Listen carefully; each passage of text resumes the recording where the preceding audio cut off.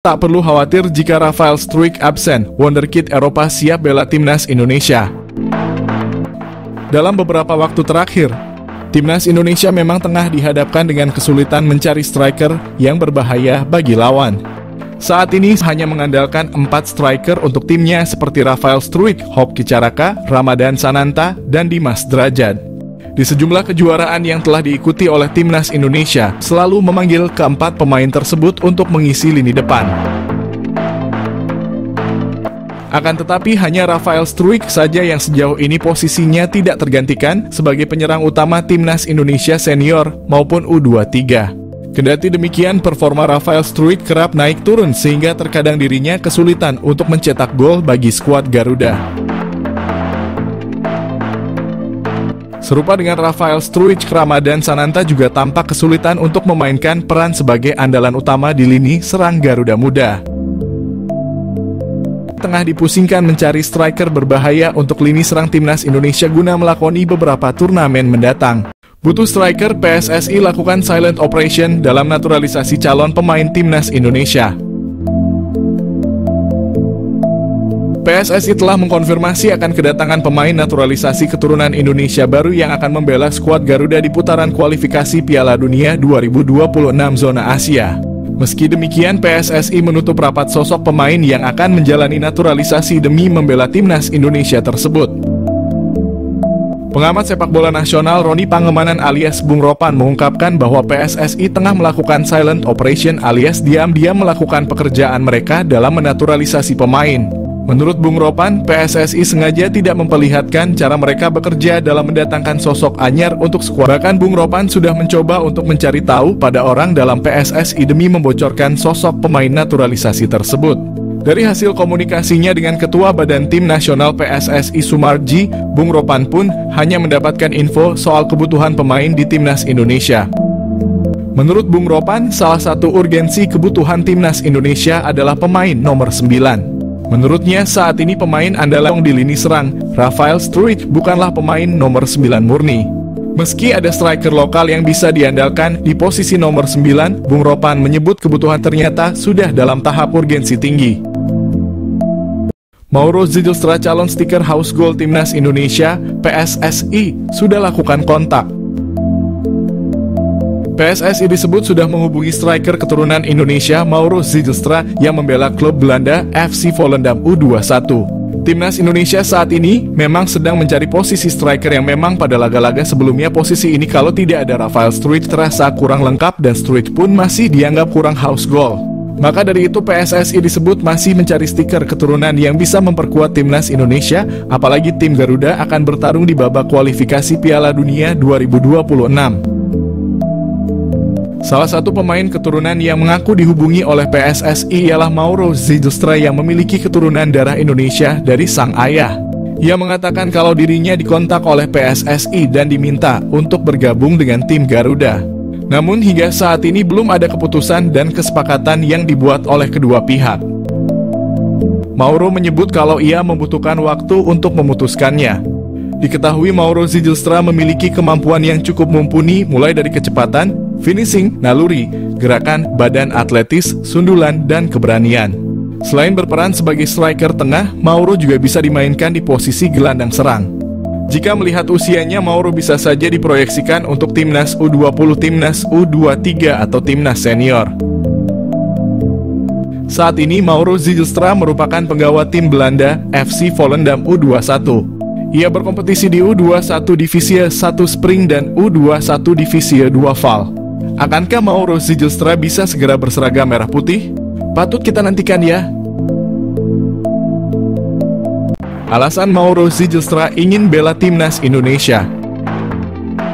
Pemain keturunan Indonesia di Belanda, Mauro Zijlstra menjelaskan alasan dibalik keinginannya untuk memperkuat timnas Indonesia daripada Belanda.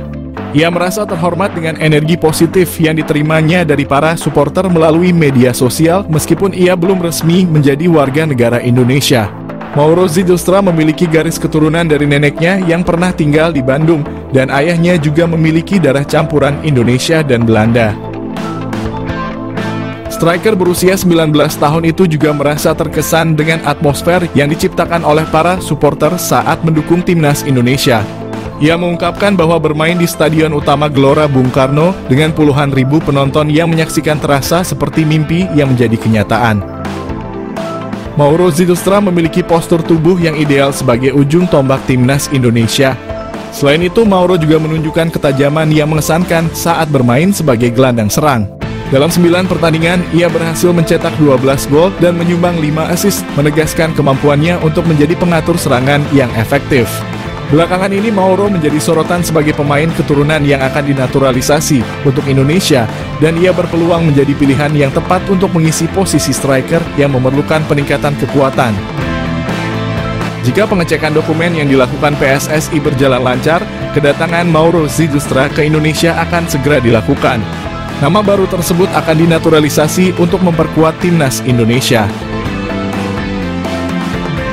Profit mencolok timnas Indonesia naturalisasi Mauro Zylstra ancaman nyata Struijk dan bintang Persis.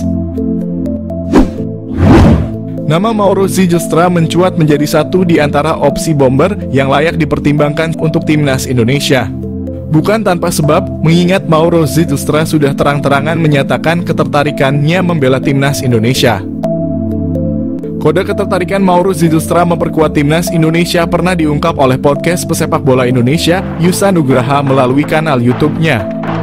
Meski begitu, Mauro Zylstra tak menampik jika dirinya ingin mematangkan diri dulu berkarier di klub profesional senior baru membuka asa membela timnas Indonesia. Namun tak menutup kemungkinan jika performanya melejit dalam beberapa tahun ke depan, ia tak akan berpikir ulang untuk menyatakan kesiapannya membela timnas Indonesia. Mengingat sejauh ini secara performa Rafael Struijk dan bintang Persis Solo, Ramadan Sananta masih angin-anginan di lini depan Garuda. Lebih lanjut, sebagai informasi, darah keturunan Indonesia, Mauro Zylstra berasal dari sang kakek yang merupakan asli orang Sunda, lebih tepatnya berasal dari kota Bandung. Keuntungan timnas Indonesia, dapatkan Mauro Zylstra memiliki finishing mematikan. Meski berposisi asli sebagai otak serangan, Mauro Zylstra tercatat memiliki insting gol tinggi. Bahkan pernah dalam satu musim, Mauro Zylstra sukses bukukan 10 gol dan 8 assist dari 13 pertandingan saat membela FC Amsterdam U18. Terkini ia mampu lesatkan 8 gol dari 13 partai bersama NEC Nijmegen U21 sebelum akhirnya hijrah ke Volendam U21. Keuntungan kedua Mauro Zylstra dinaturalisasi timnas Indonesia adalah sosoknya yang dikenal multifungsi. Selain bisa dimainkan di pos penyerang tengah, Mauro Zylstra bisa juga diperankan di posisi gelandang serang.